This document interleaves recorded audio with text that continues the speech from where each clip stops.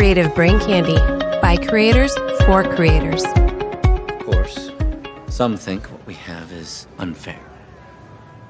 The time difference between zones. I've heard that.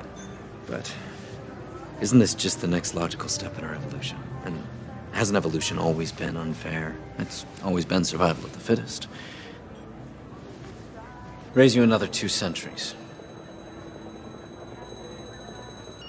This is merely Darwinian capitalism. Natural selection.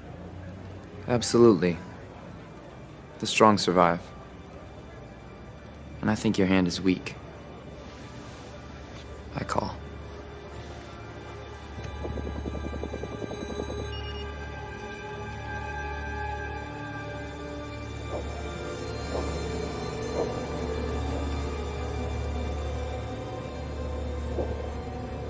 To pierce you all in, Mr. SaDiS.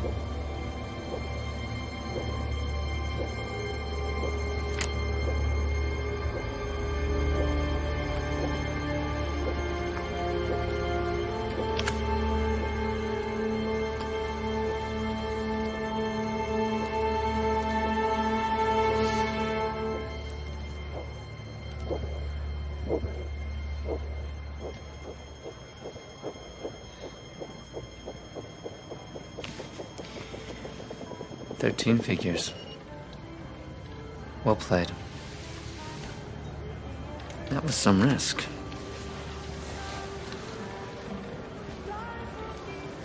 It wasn't a risk. No offense. I knew I was going to win. Confusing times. Is she my mother, my sister, my daughter? You're hoping she's not my wife. Things used to be simpler once, so I'm told. Very beautiful. Daughter. Well, she does look a lot like my wife. Sylvia. Will SaDiS. Congratulations, Mr. SaDiS. You've taken years off my father's life. Which is normally what you do. Isn't that right, my darling?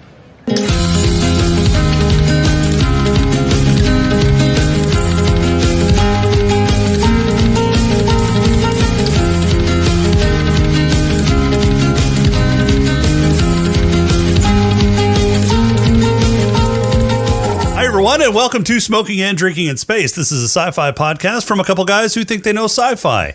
And this week, we review the film that makes time a commodity because apparently society didn't have enough anxiety.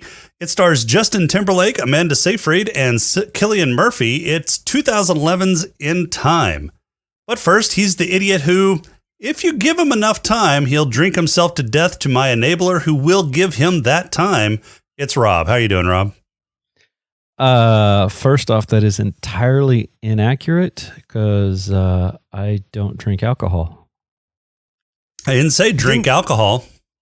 No, I'm sorry. What else would he kill will? me? He will eat enough moon pies to kill a rhino. There you go. How's that? That's Okay. better. Moon pies or fudge rounds. That is entirely plausible. All right.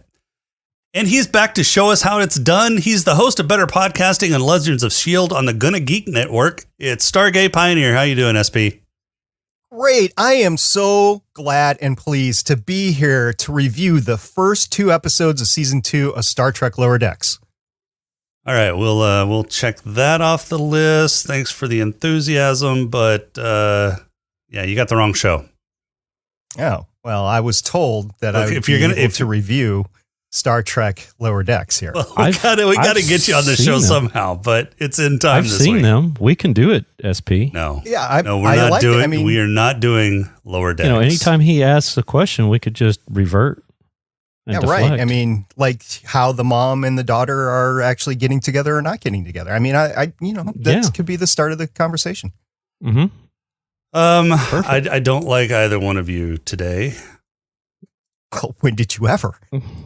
Good just question. Another Okay, Sunday. so around CBC this week, we have got a new episode of Eyes Forward March. They are looking at finding Zen in conversation. So they're talking about conversation with some friends and how to relieve stress using conversation. We've also got a new episode of SaDiS, Smoking and Drinking and Capes, this week. We do? Yeah, of WandaVision episodes 1 through 3. Oh, you guys can go ahead and skip that one because Caden's on it. Just because Caden's on it? I mean, the first 3 Actually, episodes, the whole series was really good. I mean, it doesn't matter who's talking about it. It's a good show. It is. That's true. Yeah, definitely don't skip that. Also, there's a new video out with Simply Stogie's podcast. That is Tim and James. They're talking about Don Fausto and cigars for the Warriors Loyalty Blend Coffee.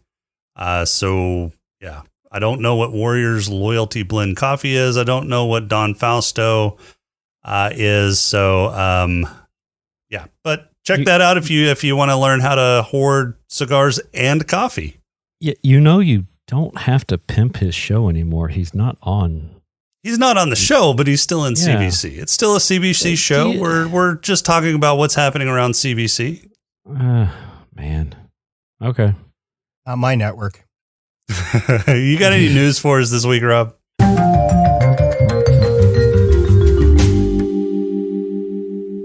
I do. I have 4 things of news. I'm going to ask my standard question here. Do you want science, fiction, or superhero? Why are you bringing superhero Look, news I got to my sci-fi show? Okay, so not this week, but next week on September 3rd, you will find out that I am no longer doing news on SaDiS. So now I'm doing news and superhero news on SaDiS. But because of time travel and how shit works, I've totally screwed up time travel over here. I've got superhero news over here. Now, as an outsider, I just want to make an observation to the producer of Smoking and Drinking in Space. Now, if you happen to be the producer of Smoking and Drinking in Space, and you are talking about a science fiction podcast or sci-fi based podcast, and I had a co-host that would come on and want to do comic book news, I would enforce that the comic book news would have to be in some way sci-fi related. Yeah, trying to enforce anything with Rob is like trying to herd cats. Oh no, I got it. I can do this. I can make this all sci-fi related. Let's see what kind of mental gymnastics he's going to do with this. Jason, wait a minute. All you need, Jason, is a squirt bottle with vinegar in it and squirt him whenever he doesn't do what you want him to do. And eventually he'll do what you want him to do. Done. Perfect. So my first news item for today is there is rumblings and grumblings out there that Warner Brothers wants to reboot the Justice League. Oh, imagine that. Yeah. So the reason why this is sci-fi is because they have it in their head that they can do it better. Well, that's not science fiction. That's just fiction. That's just fantasy, isn't it? Right. Yeah. Dang. Well, I tried. Anyway, the same people over on Got This Covered. Oh God, they're same bastion sources of fucking newsworthiness. Yeah. It is the same people that broke that Ben Affleck was going to be in The Flash before it was even confirmed. Are also talking. Have also released that Warner Brothers is tentatively exploring their options when it comes to a Justice League reboot. Wait, which Flash? The Flash, the one that's coming out, I guess, next year after, whenever. The one they haven't started filming or writing or have a director associated with it? No, I thought they already had written it and stuff because they've got Michael Keaton attached to it, right? Yeah, but I think he signed on without a script. Oh, so I didn't realize that there was So this is the Flash movie, not the series? Correct. The Flash movie, not the CW series. So, it's supposed to come out in 2022, according to IMDb. I don't know, but... Yeah. Who knows? I don't trust anything when it comes to DC and... anything, really. No. That's why it's very science fiction. It's very fiction. November 4th, 2022 is the scheduled release date. So maybe they are producing it. A lot of time to screw it up between now and then. Oh, yeah, definitely. Warner will definitely do that. Yep. They will. Next piece of business here is Anthony Mackie has officially signed on to do Captain America 4. He has signed on the dotted line and all that kind of good stuff. That's not news. We knew that was going to happen. We knew it was going to happen. It just hadn't happened. What's that? What's that I hear? Beep, beep, beep, beep. Oh, yeah, it's the dump truck full of cash. Yeah, okay. Yeah, that they put on him. Yeah, that they backed up and say, hey, Anthony, we need you to helm a Captain America 4 film. Would you do it? He's like, I don't know. You know, that series that we did got a lot of gruff from it. I know it ended kind of well, but I'm just not sure. And then you got this whole lawsuit thing with Black Widow, and I just don't know if I want to do it. And they went, beep, beep, beep, beep. What's He's that? like, okay. What's that noise I hear? Yeah, that's the dump truck full of cash that was, coming up his driveway. Yeah. Just pour it in my pool, please. Or in that, 15-year-old truck he's driving around in. Yeah. All right. Here's some real science. Some new research has just come out that the Stonehenge monuments are made up of a nearly indestructible material. What? Yeah. It's rock. They're made of rock. Stone. It's in the name. Yeah, but they figured out what makes it so impervious to, crumbling and erosion because they're big. They're big. Yeah. They were erected 5,000 years ago, roughly. Which is not much in geological time. Right. But if you go in the history of the site, it occurred over a myriad of centuries that it was actually constructed. So it wasn't all done at once. Yeah. Yeah. But it finished about 5,000 years ago, supposedly. Okay. Is what they're saying. So what is this stuff? So back in the 50s, they had a restoration program happening for Stonehenge, and a stone cutter named Robert Phillips got a core sample of one of the stones and kept it as a souvenir because back then I guess it wasn't protected. Now it's a protected monument, and you can't even get scrapings off of it. But anyway, so he had this core sample, and he gave it to a research group back in 2018, just before he passed away. He passed away in 2020, and so a research team has been looking at it, and they figured out using CT scanning, X-rays, and microscopic analysis that the boulders are composed of sand-sized quartz grains that are cemented together by an interlocking mosaic of quartz crystals. So it's crystalline and I guess got fine sand, so it's almost like cement, maybe? Quartz cement? So it's rock. It's rock, yeah. Yeah. So it's quartz rock. It's quartz rock, stone. but it's in a different structure than what they expected. It wasn't. I guess it wasn't in a crystalline form or in like sandstone. It was a little bit of everything. Well, they weren't cut on site. They were cut. I don't know. I want to say like half a country away, really, and they were transported to the site using a weird spaceship thing of. Well, I mean, they used barges. They used they drug it across the spaceships. Well, yeah, sure. We can go unidentified aerial phenomenon. Let's do that. Perfect. Okay. Right. Well, I feel dumber. Oh, no. God, I got one more. You've got one more. No. I saved the best for last, Jason. I don't believe you. Mm-hmm. What are your thoughts about the Chateau Picard? It was a decent wine. I enjoyed it. It was a decent wine. Yeah. Is that all you had? Was that Chateau Picard? No, I did the Federation wine too. Oh, the Federation of Planets? Yeah. Was it the Zinfandel or the Sauvignon Blanc? It It was the Zinfandel. Zinfandel? Okay. Did you ever try the Klingon blood wine? I have not. Oh, so you need to try that. And while you're trying that, you need to go ahead and grab the 2 new ones that they've got. They have created a Cardassian Kanar red wine blend.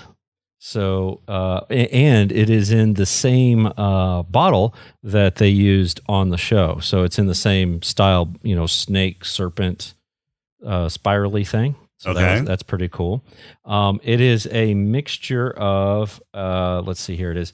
It is a mixture of Cabernet Sauvignon, Merlot, Petit Syrah, and Petit Verdot. Okay. All mixed together.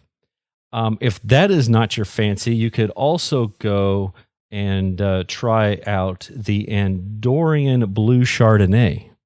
Oh my God, they dyed Chardonnay blue.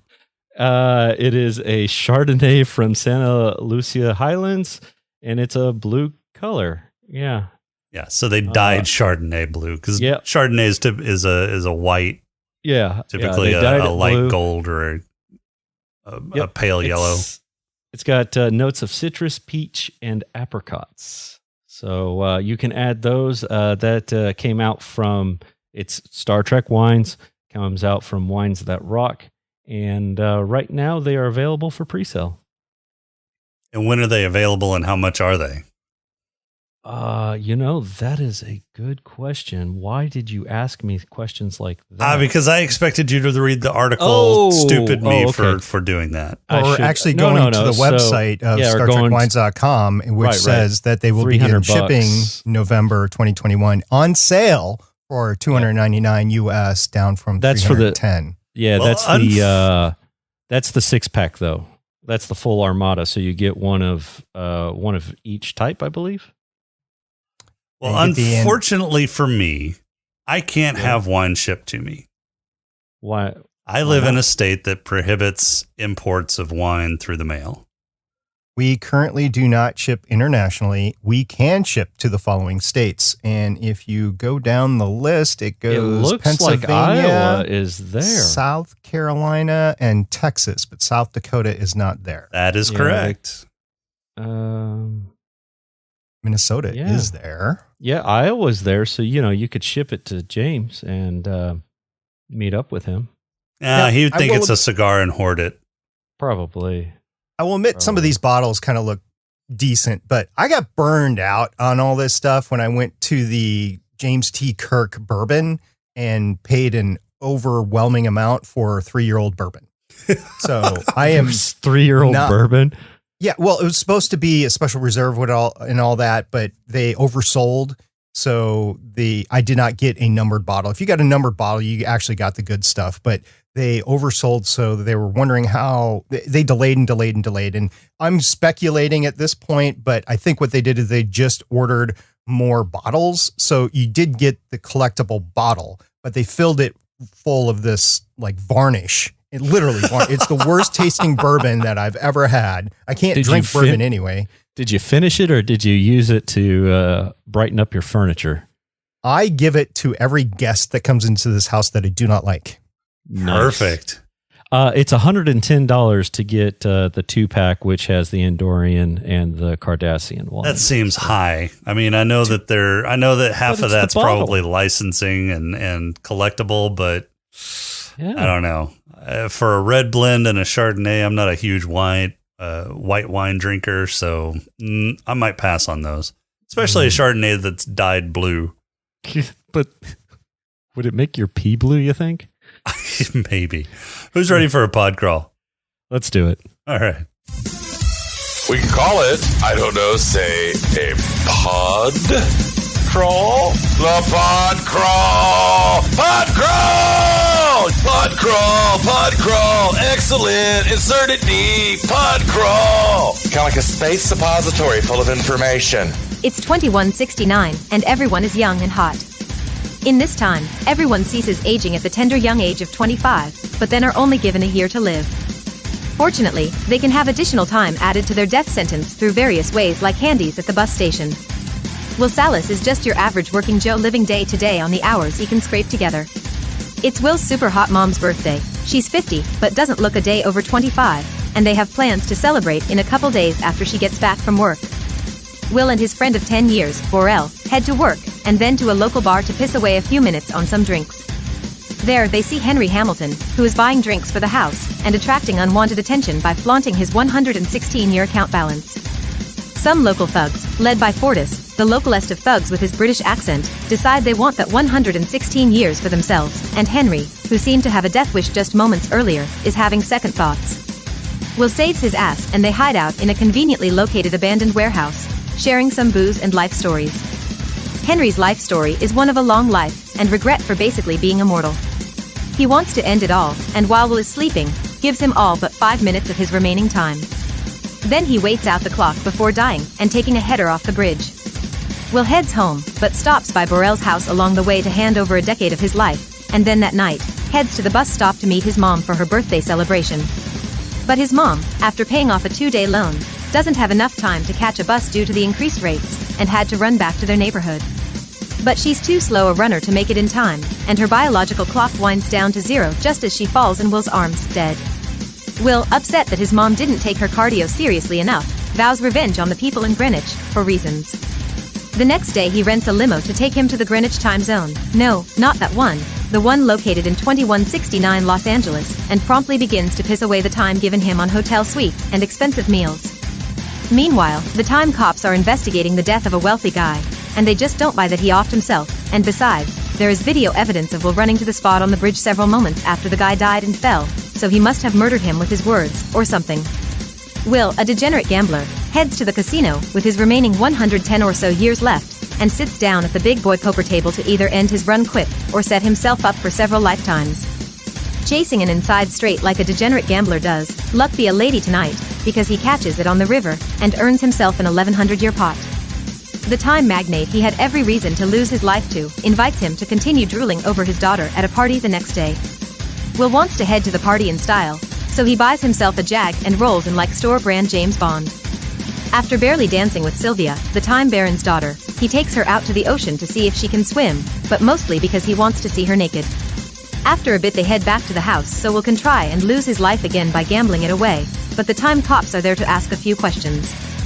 Will is upfront and honest about how he got all his time, but Ray, the head time cop and presumed helicopter kick expert, doesn't believe him, and confiscates all but a few hours of his time. Will has had enough of this nice guy shit, and escapes the police while taking Sylvia hostage. A car chase later they are back in the slums, and he's looking for a way to score some more time. They get ambushed by Fortis and gang, and Fortis steals most of Sylvia's 10-year balance. Will and Sylvia, seeing they only have a few minutes left to live, start looking for the nearest bus station for some quick minutes. They instead find a pawn shop who gives them a day for Sylvia's earrings, and then they call Daddy Timebucks for a ransom. When Daddy doesn't pay, Sylvia goes rogue, and we switch to Bonnie and Clyde meet Robin Hood mode where Sylvia and will rob the rich and give to the poor, all the while evading police and gangsters alike. But they get a harsh lesson in economics when they see all their hard work go down the drain as inflation waves hello and knocks the price up on everything. But they don't learn the lesson too well because now their plan is to steal 1 million years to give to the poor in the hopes that it will collapse the system.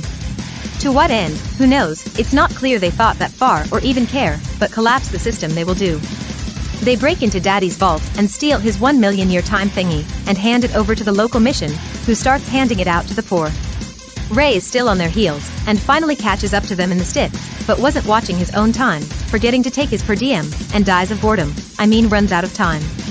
Will and Sylvie race to his car to steal his day's salary.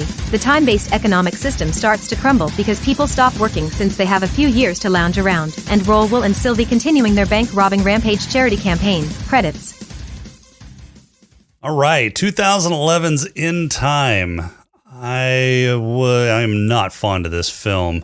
I had the time of my life. Oh, God. Who put this on the list? Me. Yeah, this would be Rob because it had time. I'm sure he thought it had time in the title. I'm sure he thought it had something to do with time travel, and he was I had already mistaken. seen this. Oh my God, on there. You saw this film and you put it on there anyway? Why? Yeah, because it had time in the title. Jesus.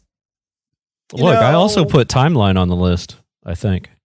And just think there might have to be some sort of a double check on things going on the list. No, like look, you go over to if- Rotten Tomatoes, and if it's like, I don't know, below 55% or something like that of an audience score, you don't do it. I mean, the only it's just my criteria is that it says sci-fi on IMDb I'm proposing an Or additional Wikipedia. criteria. or Wikipedia. Holder of all knowledge. Yeah. Look, if James can front load the superhero list with a bunch of cartoons, I can front load the sci-fi list with a bunch of Crap. trolling movies. Yeah. Well, look, it's not my podcast, and I don't have to listen to an episode when it comes out. But you know, but you do anyway because you're a sucker for punishment. No, I don't listen to everything. Oh. But apparently you listen to my mess ups. Oh, that was easy Unfortunately, because That one was easy, right? That was the first 5 seconds. Yeah. unfortunately, I mean, so the guy that directed and produced this film is actually really good. It's Andrew Niccol, and he did Gattaca, Lord of War, and Good Kill. Although I've seen parts of Good Kill, and from what I saw, it was decent, but I haven't seen the whole thing. He's a good producer and director. I mean, Gattaca is a SaDiS favorite, and Lord of War. It's not sci-fi, but it's still really good. I'm really disappointed in this movie. It's not really the acting. I thought the acting was fine. I mean, it's got a decent cast. Yeah, the cast is decent, but here's my problem with the acting. It's a bunch of young actors, like 25, 30 years. I don't know the actual age of the actors, but they're all supposed to be playing somebody that's 25, right? So it's a bunch of people that are 20 in their late 20s, early 30s, and they're trying to simulate what is going on with like a 100-year-old. Now, granted, their bodies are younger, but their facial expressions, how they go into meetings, how they interact with other people, there's no experience with those interactions whatsoever. It is literally like going into a kindergarten and having them try to play teachers. It's just not going to work. Right. And that's a good point. A lot of the characters in this film are supposed to be, octogenarians or older. But they don't really act as such, and so that goes to, youngins. are your actions part of your aging process? Is it biological, the way that you act as you age, or is it from experience?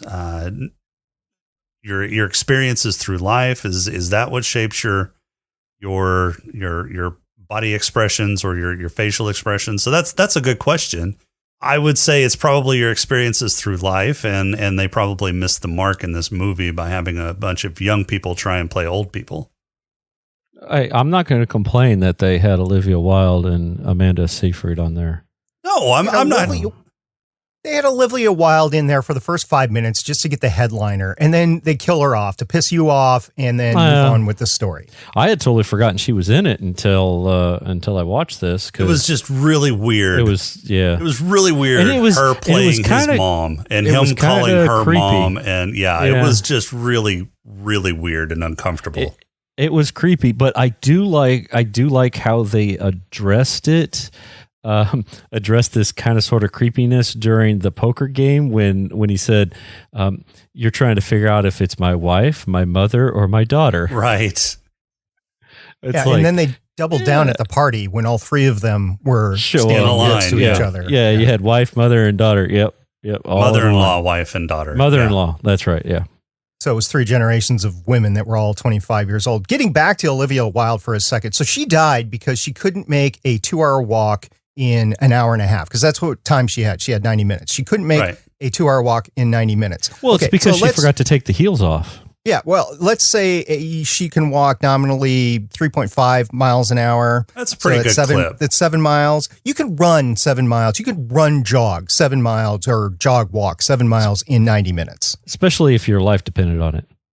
And here's another thing. If your life does depend on everything you do, why wasn't there more running going on in Dayton? There was just people all walking around and nobody was running anywhere. I would imagine if I only had so much time that I would be running from point A to point B to try to hustle a little bit and try to get more time. I mean, if you didn't, so what? You'd die earlier, but the hustlers would be able to maintain their clocks a little bit longer, at least. So I would imagine that there would be more running. They talk about it, but you don't really see it. Other than when he goes to New Greenwich. Right. You know, at the, you know, and they show it just because they needed to mention it. Oh, or whenever they had to have a gratuitous run scene. Right. In heels. I mean, all the girls were wearing heels and running whenever their life depended on it. And I was like, you can't run fast in heels. Well, you can't run fast in heels. That's true. That is so true. So you mentioned something, I think, in the pod crawl, and I think you mentioned it in the intro. It's supposed to be what, it started in 2169, or this is supposed to be 2169. I did not see that referenced in the movie at all. Yeah, it was in the movie. They started out, I think it was in the beginning of the movie, the very beginning of the movie. They mentioned it sometime. At the beginning of the movie was the voiceover of, I don't have time to worry about it. And that kind of shut the door on this whole biological thing that's happening where they weren't going to explain it. I'm sorry. You get to 25 and then you stop aging and then you have a 1 year clock. So, in your arm. So genetically, I can understand them being genetically engineered to stop aging at 25. Sure. Whatever. That's potentially plausible. The only way I can see that the other piece of this is if they have some sort of tech in their body. Yeah. Right. So something that stops their heart. And this is something I want to talk about. Out. Yeah. Well, and this is something I want to talk about is first. So they're genetically engineered to stop aging at 25. And I'm guessing as some sort of population control, they decided that, you know, at age of 26, you're going to die. So they implant these timers, for lack of a better word, in their left arm. And they do this at birth, right? Because we saw the birth of his friend's child, and it had a tiny little clock on its left arm. So this is a biomechanical process. I don't think these people are born with a timer in their arm. Born with a timer in their arm. You can add and subtract time through a mechanical means, like, you know, the whatever mechanism they have in their right hand that they use to transfer balances. So this is a biomechanical feature. And once that timer runs out, it somehow like stops your heart, stops your brain activity. It kills you, basically. Yeah. My problem with this is I have several problems with this. First, why? I mean, the ramifications of having a 26-year lifespan just on, I understand population control. So you don't want, you know, people living forever. The population continues to grow and then you outstrip your resources. That's fine. But killing people at 26, let's eliminate the transfer of balances. Let's just say that you turn 26 and you die. What happens when you have kids? I mean, so let's say the earliest that you can have kids is whenever you hit puberty, which is around 13, 14 years old. So we're going back to like the Middle Ages where, you know, people had kids at, you know, 13, 15 years old. By the time you're 26, that kid is 11. So now they're fending for themselves at 11 years old because you died because you hit the end of your time. I mean, that's going to lead to the destruction of society right there. So I think 26 was a stupid, arbitrarily low measure of time. So do you think it should be like 52?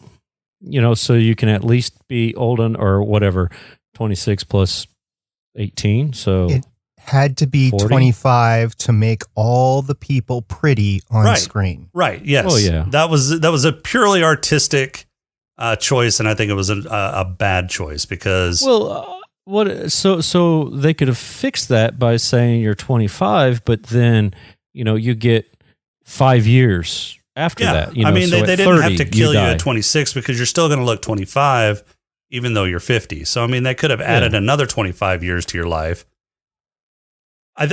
So I think that was an artistic choice, was the 25-year not aging past 25.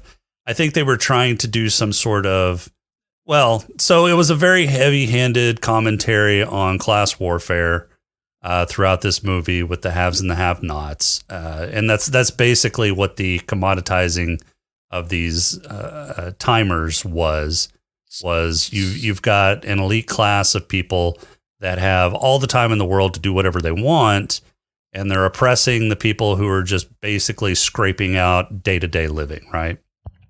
I thought that was really heavy-handed. They could have handled that a lot better.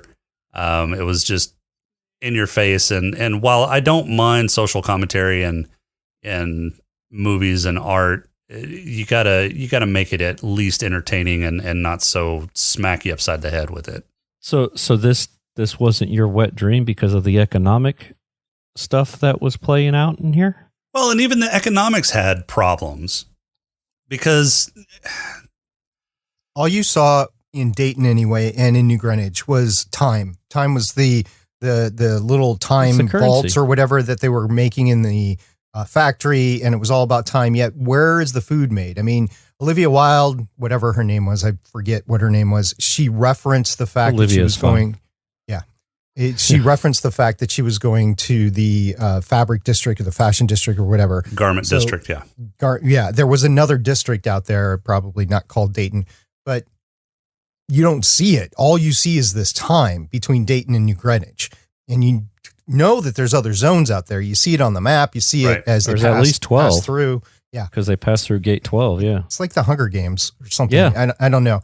But I got very turned off about the whole the social commentary because it was solely on time. You didn't see anything else. You didn't see how the food was made. You didn't see where the cars came from. Cars all had this whiny electric noise to them. Yeah. But they still growled like a right. Yeah, that was stupid too.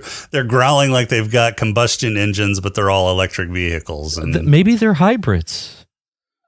Well, where do they fill them up? I don't know. Did you see any gas stations with time? Yeah, they fill them run up on with time. Right. They run on time. And it's 2169 and they're using SUVs from the 1970s. Yeah. Well, that's something that he does. That's something that the director does. That is actually a trademark of Andrew Niccol. Is he uses older buildings and older cars as kind of a way to keep a timeless look about his movies. He did that in Gattaca to really good effect. Used the same style car that Justin Timberlake was driving, SaDiS was driving. No. You're talking about the Citroen DS, the Citroen 21 DS. That was in the background of the car lot. Justin Timberlake was driving a Jag. Oh, okay. So you're saying all these great things about the director, and I don't know if he was constrained or not, but the time zones, you look at the map and you kind of get confused. It kind of looks like it's supposed to be the entire continent, but all the settings are LA. And then you get to the end of the credits and it was all filmed in LA. Right. So it's all LA or California. Well, I mean, it's not the rest of the world. I recognized LA pretty much immediately, especially whenever they showed when they showed the canals that run through LA, the drainage canals. There was a lot of water in that canal. I lived in Dayton, years ago, and Dayton does not have any canals like that. And then when the guy, Harrison, was that his name? The original guy that came in with 116 years or whatever, when he dropped off the bridge, there was a big splash, a splook and everything. But yet you take a look down and he is he's face down in the water, but he's not completely covered by the water. So there's not a big sploosh. There's not enough water to sploosh it before he hits the actual concrete. So maybe he was floating. No, he was just in the water there. He wasn't floating. Well, I have a thing about the special effects in this. I know that he was trying to probably do minimalist special effects, but the stupid car accident looked like I was throwing a Matchbox car down the side of the road there. And it was bad.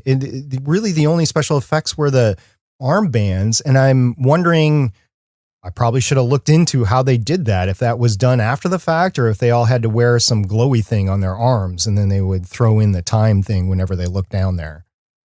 Yeah, that's a good question. I didn't look into how they did the special effects for the time signatures on their arm.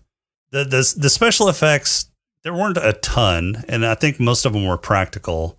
The car falling down into the canal, I think they probably tamed that down a little bit for safety reasons, because I think they actually had people in there, probably stunt. It was a people. model. You can clearly see it's a model. Was it a model? Scale it. Yeah. Oh yeah. When it was actually, now when it was down there, it was just a wrecked car, but when it was tumbling down the side of the canal, it was a model. You can clearly see that. I'll have to look at that again. I wasn't paying too close of attention to that, but this was a you were pretty drinking light, heavily, right? right. Yeah. This is a pretty just light. so you know, hold on, just because he was curious.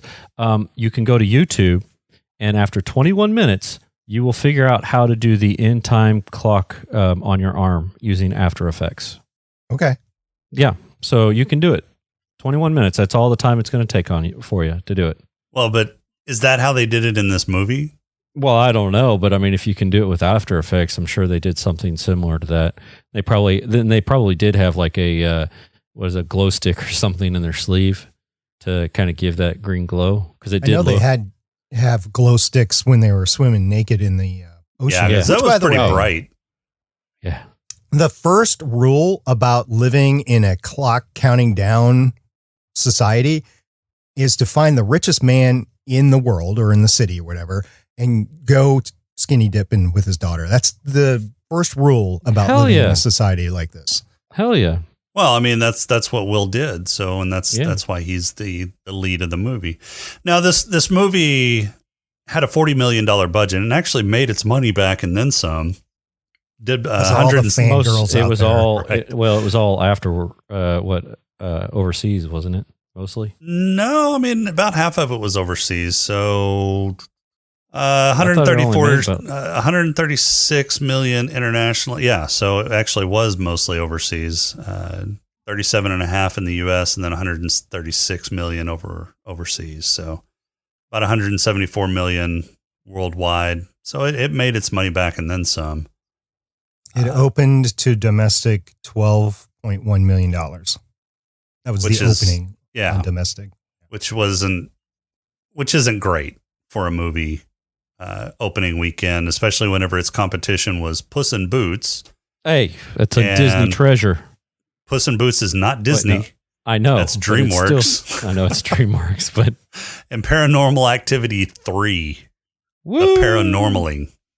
Well, that's probably James. James probably went and watched that half a dozen times that week. Paranormal Activity 3? Yeah, because he's all into the Paranormal Activity. And then Puss in Boots, that was me. I watched that half a dozen times because I thought it was a porno. Oh, my God. It released on October 28th, so that's Halloween weekend. Yeah. Initially released on October 20th in Westwood, so I guess they did a week before for the Hollywood opening, and then October 28th for Halloween weekend, and it still kind of sucked. And we see, people put elaborate cell phone cases on their phones because that's the most important thing for you in our society. In this society, the most important thing is your clock on your arm. I would expect to see more fashionable arm coverings in the higher time zones. Oh, Maybe yeah, not yeah. in Dayton. Not just covering it with a glove, an arm glove. Yeah, there would definitely be elaborate ways to cover that up. Probably. I mean, there would probably be more stylish ways or fashionable ways to cover that up. Another big problem that I have with these timepieces or these timers that are counting down is they're biomechanical, or bioelectrical. They're hackable. I don't understand how this didn't just fold pretty quickly after this was implemented, because there hasn't been really any electronics out there that hasn't been able to be rooted or hacked in some way. Somebody would find a way. Well, either that or just a shady doctor, taking out whatever it is that stops your heart or brain or whatever, Yeah, I mean, there should be some way, some sort of black market that would be able to remove this. or to remove the countermeasure the kill switch in this thing.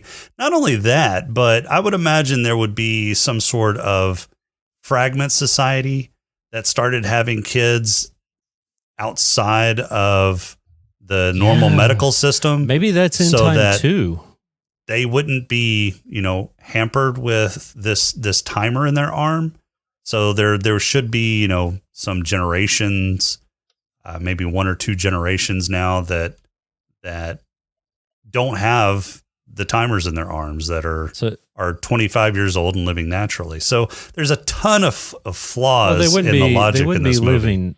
They wouldn't be living naturally. They'd still be, they'd essentially be immortal then at that point, right? Well, yeah, I mean, naturally without something in their arm that's going to kill them at the age of 26. Because if they're already, if they're genetically engineered, if 2 genetically engineered humans get together, wouldn't they pass on whatever that genetic is to stop your aging? Well, I think that's the point. Is everybody born after this has that gene? That's probably a dominant gene, and so everybody just stops aging, and then they put this timer in their arm. So I'd written down in my notes, this whole thing is biologically impossible unless they are all robots. That's why I wrote down before we started podcasting. Now, you have mentioned several things that seem like they could make sense to me. And if that is indeed the case, let's say this system or whatever is created by nanites. And then when a baby is born, the nanites replicate themselves inside the fetus. But there's always going to be a chance that you can't get the nanites through the placenta to the baby. So there could be babies that are born outside of this that are what we would call genetically deformed, but it's just a nanite not being able to get through. This is all conjecture, but by not explaining what exactly is going on here, it completely ruins the experience for me, because I'm constantly poking holes in this going, well, what if it's this? What if it's this? What if it's this? And they just hand wave it from the beginning, and it just, like I said, ruins the experience for me. And I know there's been other beloved franchises out there like Logan's Run that have dealt with this stuff before. Like you get to be a certain age, whatever it was, 30 or 21 or whatever it was in Logan's Run. 21 in the book and 30 in the movie. Right. So there's very similar things that are out there along these lines. I don't think any of them had the time transfer. Like there was a whole commerce that started with that 1 year. And for the rich, think about it, for the rich to get that, they're as rich as they are, they're getting a good percentage of that 1 year. And not everybody can make it. Like Olivia Wilde, she made it 25 years in that society. That's an incredible amount. And like that one Lady of the Night was 60. That's an incredible amount. So in order for them to get to that point, 24 to whatever it is, 35 other people have to die for them to get that time to live that long. It's a horrible pyramid scheme. And it'd be more because they've got predatory lending where they give you time and then charge exorbitant interest on that too. I mean, it was what, 35% interest at one point? 37, I think, is when it flipped after the first. When it was getting really bad. Yeah. Yeah. It was 30 originally, but then it went up. Yeah. And is compounded daily? Is hourly? I mean, how is that compounded? I have no idea. Yeah, that's a good question. I would just probably by the second. Just wow. It just wouldn't work. You'd be killing people left, right, and backwards. And that's one of the problems that I have with the whole economic system is how are they allocating this time? I mean, if everybody is born and gets 1 year, how did the rich get that rich? I mean, they would have literally had to have killed just a massive amount of people to get that time. I mean, that one guy had 1 million years. It's 1 million people. That's 1 million people. And they were monitoring the amount of time in each zone and trying to balance out the amount of time in each zone. I didn't quite understand what they were trying to do there. But they wanted to keep each zone at a certain amount of time within that zone. I don't know if it was for an economic reason, if it was for, the class system reason, whatever. They didn't explain that. Again, that's one of the issues that I have with this. But yeah, I mean, the ones that have that kind of money, they can shove a ton of money into the system and create huge inflationary or huge amounts of inflation. And so then they're basically starving out everybody. And it didn't work for me. And it wasn't a good enough movie for me to just sit back, turn off my brain and enjoy the movie for the movie. It begged for me to ask these questions because it wasn't entertaining enough for me to not to. There's a lot of things that weren't explained. So there's this whole veiled backstory with the dad that was never fully explained.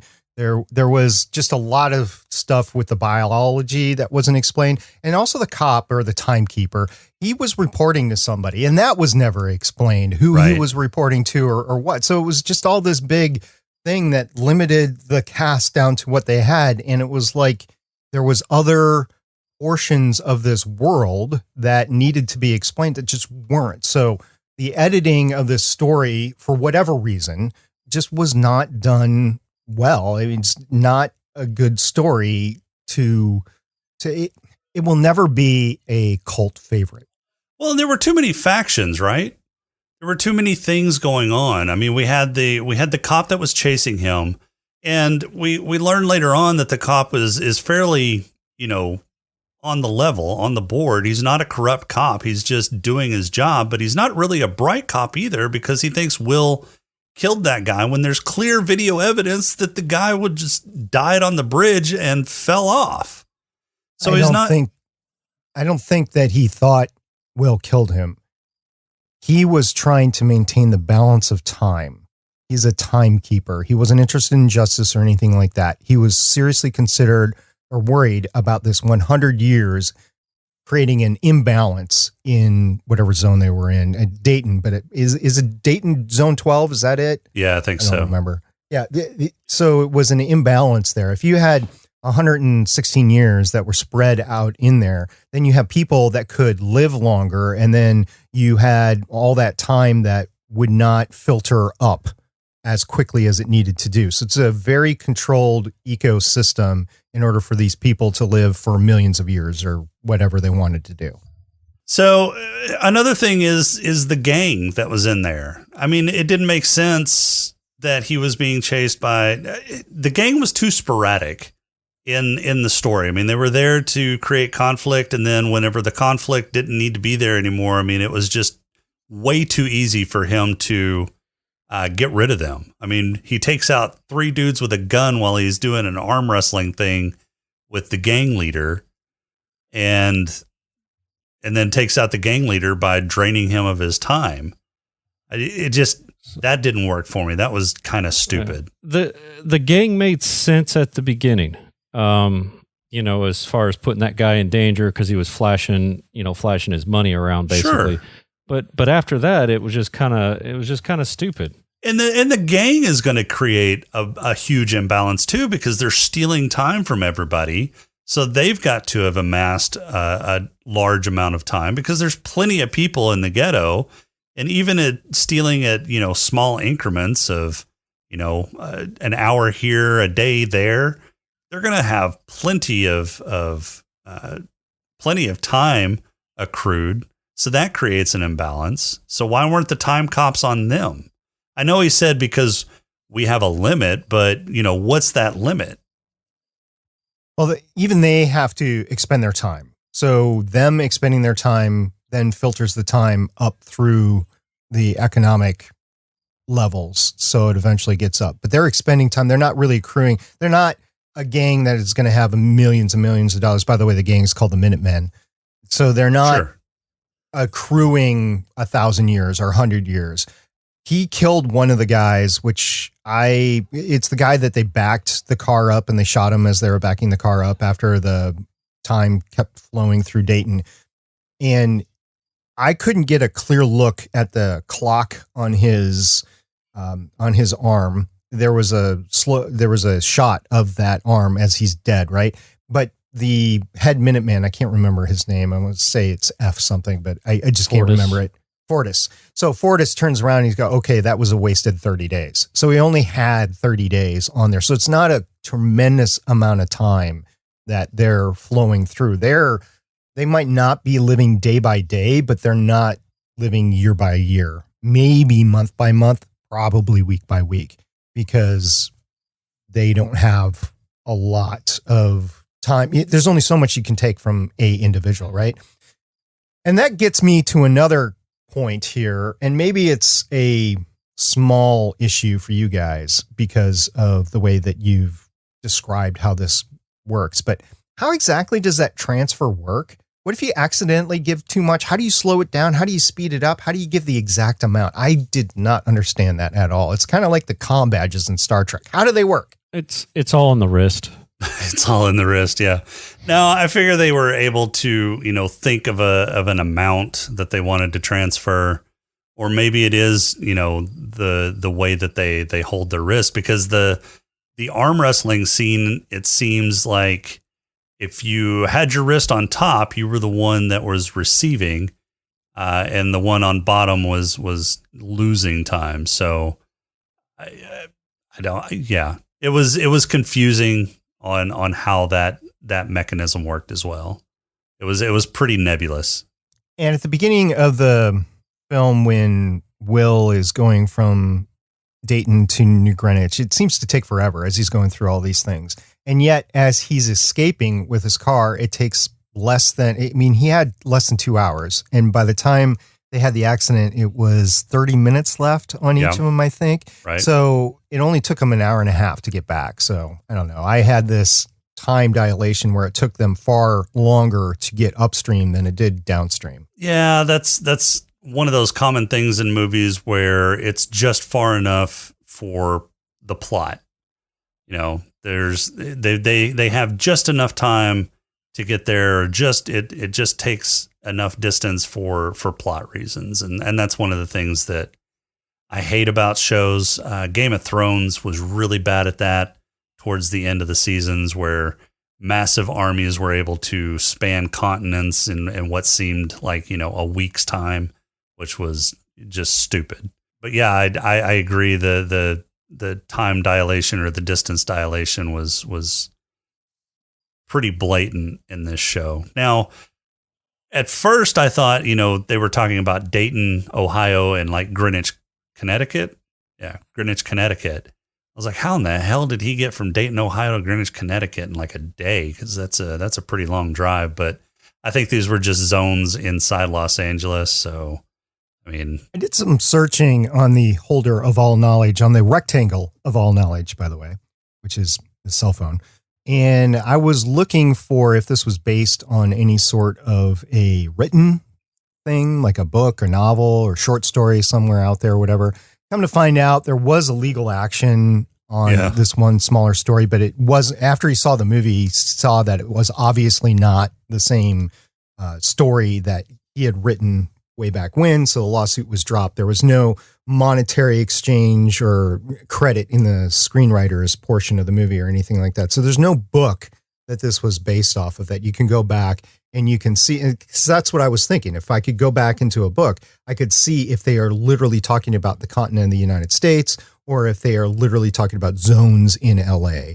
And from all I could see on the map, it just looked like LA. It wasn't anywhere else. So obviously it wasn't Dayton, Ohio, or any other Dayton out there. It was Dayton as a new district in LA. Which, why the heck would you name a district Dayton in the LA region? I have no idea. It's a stupid name. Yeah. Confusion. I think it was just to make it sound like it was further away than what it really was, Maybe they were expecting you to think it was in Dayton, Ohio or whatever, and not necessarily all in the same city.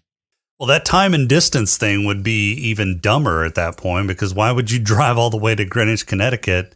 It wasn't Greenwich. It was New Greenwich.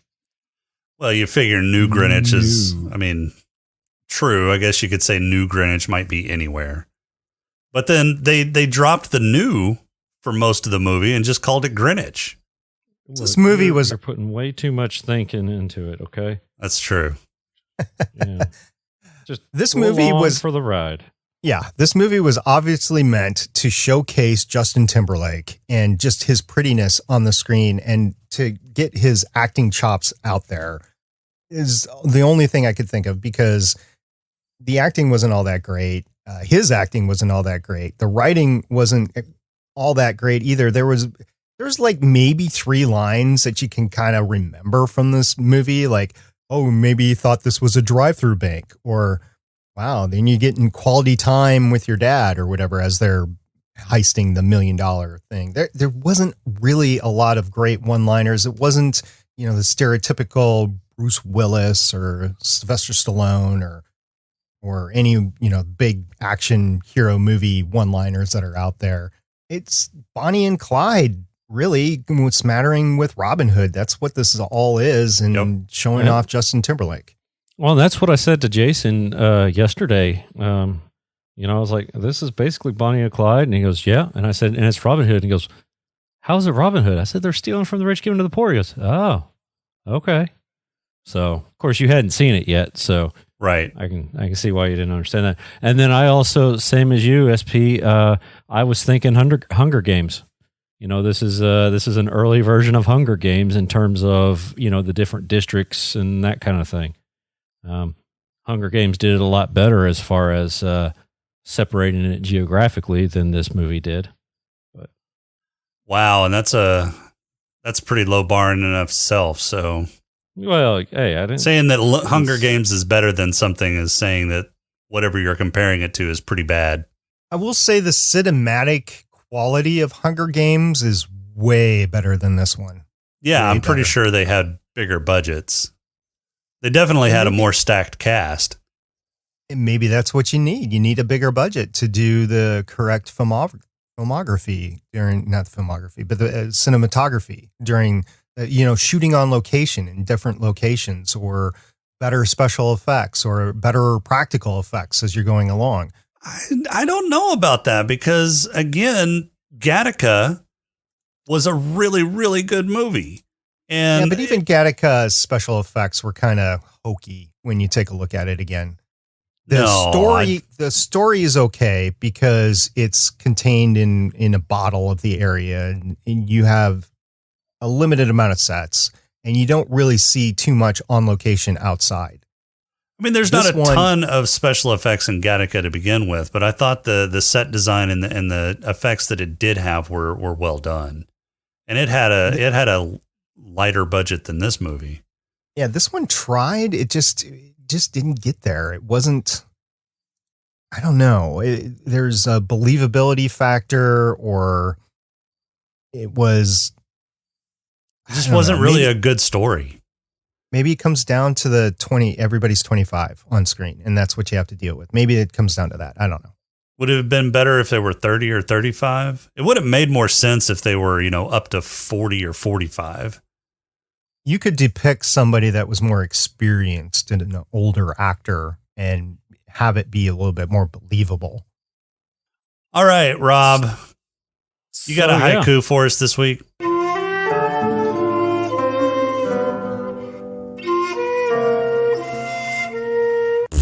Oh, man, do I ever. This one is titled Choices. Hotties forever. Daughter, mother, grandmother. Dating decisions. Oh, my God. Yeah. Okay. Wow, that actually fit. I had to count some of those just to you make did. sure. Hey, I am always accurate. Thank you very much. All right, who's got awards?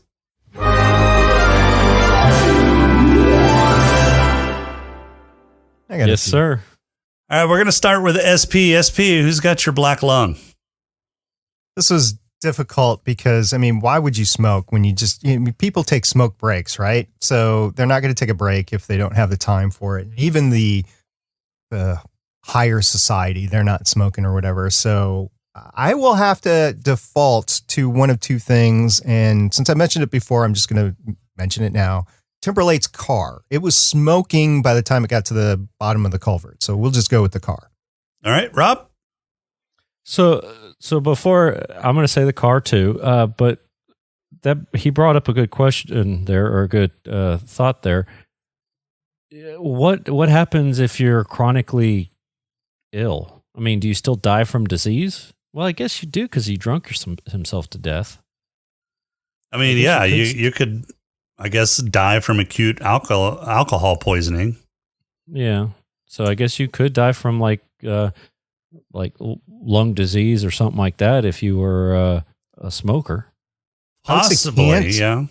Cancer would be difficult because if your body stops aging, that means that the cells are pretty locked in. Right. Yeah. Yeah. The cells are locked in. They're regenerative, and they're regenerating at a 25-year-old, I guess, telomere length. But they may have been able to stop cell mutations, so that would get rid of cancer as well.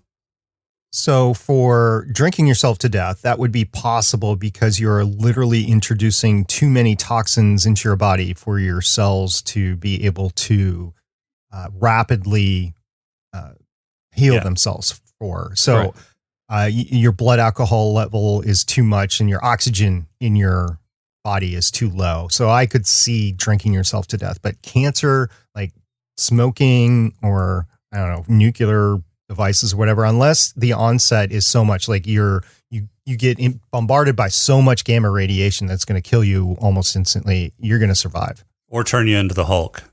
I don't think it would because your cells would be locked in to be non-Hulk cells. Yeah, but if you're bombarding them faster than they can regenerate, then you could turn into the Hulk.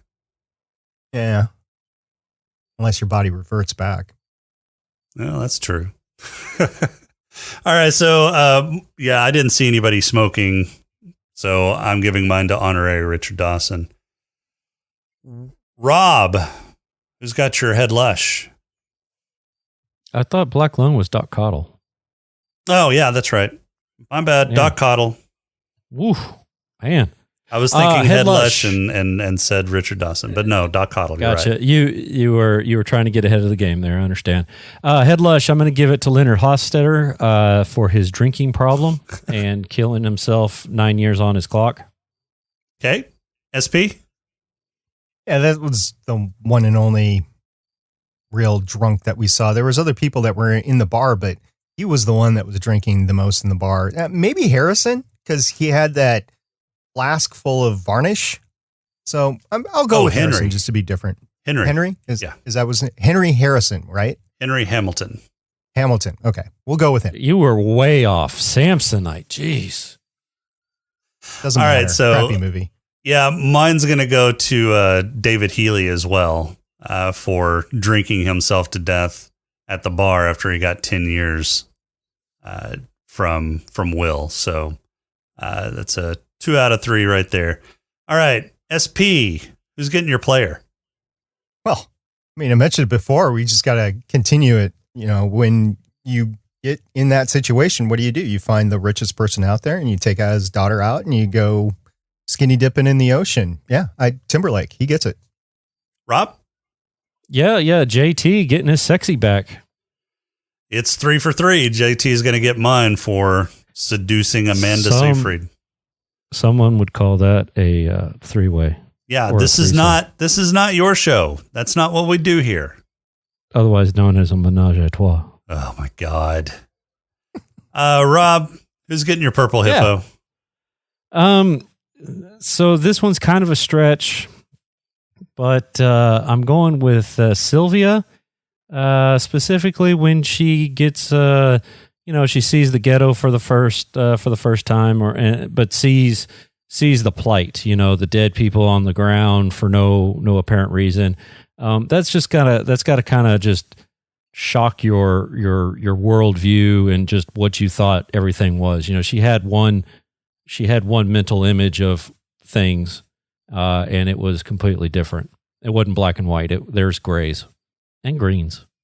SP?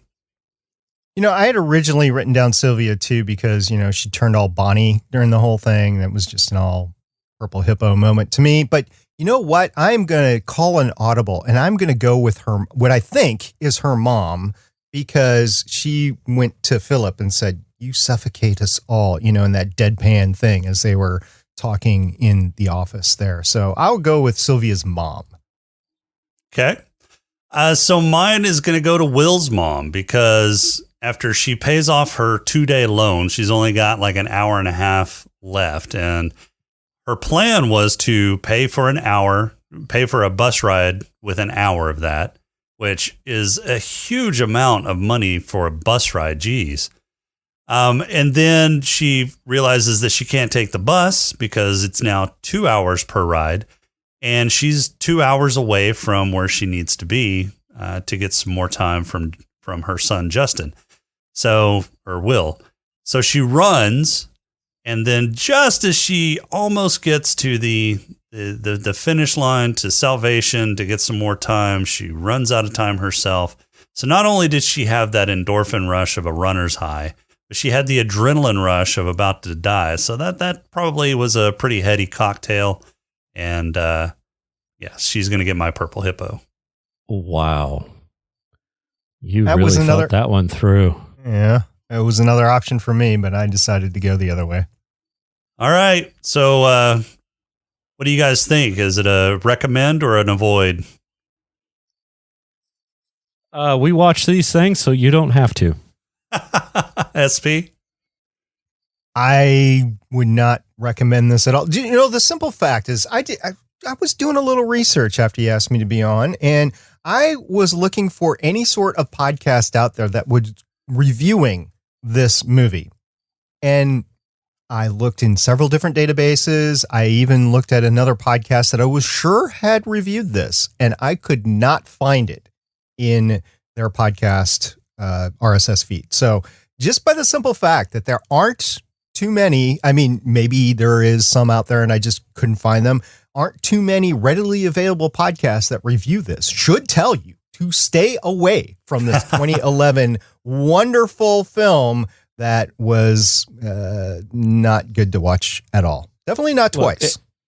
If it's on TV and you're bored out of your mind, sure, why not? I wouldn't even do it then. I would find something else to watch. There's so many streaming services out there. There's, Rob, there's so much Star Trek out there that is available to watch, like Picard or Lower Decks or any of that stuff. Yeah. Especially on Wednesday nights. Yeah. Oh my God. You got Lower Decks on Wednesday. You two are insufferable. All right. So next week. What about this last one, where they did the whole Riker play? They got Transporter clone now. I hate you now. That's great. And Riker did his Riker maneuver. Oh my God. Yeah. All right. So next week, we're not going to be on. So we are moving to a bi-weekly schedule. So in 2 weeks, we will be discussing the movie where Nick Bannister, a private investigator of the mind, navigates the alluring world of the past when his life is changed by a new client, May. A simple case becomes an obsession after she disappears, and he fights to learn the truth about her. It's a new movie. It's coming out this week. We are going to discuss Reminiscence, 2021's neo-noir starring Hugh Jackman and Rebecca Ferguson and Tandy Newton. So I'm looking forward to this. The trailers look really good, and I'm a sucker for a neo-noir film. So has anybody else seen trailers? Yeah. I've seen a trailer or two out there, but I'm on honestly, the fence. Yeah, with any 2021 movie, it's really hard to tell if it's going to be one that I want to go see or not. And if I can stream it, it definitely has a better chance of me wanting to see it. Well, it's Paramount? on HBO Max. Oh, HBO Max. Okay. Is it the one that didn't they say that they're coming out with one film a month to HBO Max? Is this the one for this month? No, this will be the second one for this month because they did the Suicide Squad earlier this month. Yeah, I don't know if this one will be streamed on HBO Max. I don't know for sure. Yes. Okay. Well, maybe I'll watch it. I promise. Because I've looked seen into the trailers on HBO Max. Okay. Well, I want to thank you, SP, for coming on and talking about In Time with us. I know you didn't have to, and I did tell you the movie before you agreed, so you can't blame me on trying to pull the wool over your eyes before and make you agree before you came on. For once, this wasn't a bet that you lost, so I appreciate you coming in on your own accord. Tell everybody where they can find you. You can find me at the Gonna Geek Network, which you can find at GonnaGeek.com. That's GonnaGeek.com. All right, and that's all we've got for this week. Our intro and outro music is Welcome Home by Cambo. Podcrawl music is Snack Mix by Machette. If you like the show, please rate and review us on iTunes. You can leave us feedback on our Discord channel at smokinganddrinkinginspace.com/Discord. On Twitter at SaDiS_podcast, or you can email us at smokinganddrinkinginspace@outlook.com. If you'd like to throw a few nickels our way, you can become a Patreon supporter by going to smokinganddrinkinginspace.com/Patreon. Or this week, maybe. I'm Jason. Yeah, and I'm a robot, apparently. And I'm SB. And we'll talk to you in 2 weeks.